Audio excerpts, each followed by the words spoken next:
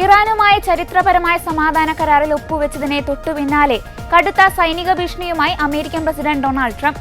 കരാറിലെ വ്യവസ്ഥകൾ ലംഘിച്ചാൽ ഇറാനുമേൽ ബോംബ് വർഷിക്കാൻ അമേരിക്ക മടിക്കില്ലെന്നാണ് ട്രംപിന്റെ മുന്നറിയിപ്പ്.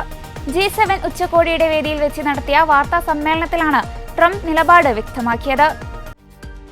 എനിക്കവരെ നശിപ്പിക്കേണ്ടതില്ല, മറിച്ച് അവർ ഈ കരാറിനെ പൂർണ്ണമായും ബഹുമാനിക്കണമെന്നാണ് ഞാൻ ആഗ്രഹിക്കുന്നത് എന്ന് ഡൊണാൾഡ് ട്രംപ് പറഞ്ഞു. ഇരു രാജ്യങ്ങളിലെയും ഭരണത്തലവന്മാർ ഒപ്പുവെച്ച സമാധാന കരാറിന്റെ വിശദാംശങ്ങൾ ഇപ്പോൾ പുറത്തുവന്നിട്ടുണ്ട്. കരാർ പ്രകാരം അന്തിമ ധാരണയിലെത്താൻ ഇരുപക്ഷത്തിനും 60 ദിവസത്തെ സമയമാണ് അനുവദിച്ചിരിക്കുന്നത്. അടുത്ത 60 ദിവസത്തെ ചർച്ചകളിലൂടെ മേഖലയിൽ ശാശ്വതമായ സമാധാനത്തിന് വഴി തെളിയുമെന്നാണ് പ്രതീക്ഷിക്കുന്നതെന്നും ഇറാൻ ജനത മിടുക്കരാണെന്നും ട്രംപ് കൂട്ടിച്ചേർത്തു. എന്നാൽ ടെഹ്റാൻ കരാർ നിബന്ധനകളിൽ നിന്ന് പിന്നോട്ടു പോയാൽ ശക്തമായ സൈനിക നടപടി നേരിടേണ്ടി വരുമെന്ന് ട്രംപ് ആവർത്തിച്ചു. കരാർ ഒപ്പുവെക്കുന്നതിനു മുമ്പും ട്രംപ് സമാനമായ രീതിയിൽ കടുത്ത ഭാഷയിലാണ് ഇറാനെതിരെ സംസാരിച്ചത്.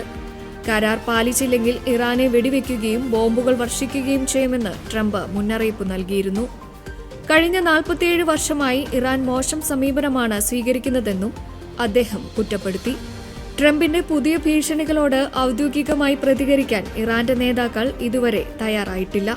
അതേസമയം കരാർ ഒപ്പുവെക്കുന്നതിന്റെ ചിത്രങ്ങൾ പുറത്തുവിട്ടുകൊണ്ട് വലിയ ആഘോഷമാണ് ഇറാൻ ക്യാമ്പിൽ നടക്കുന്നത്.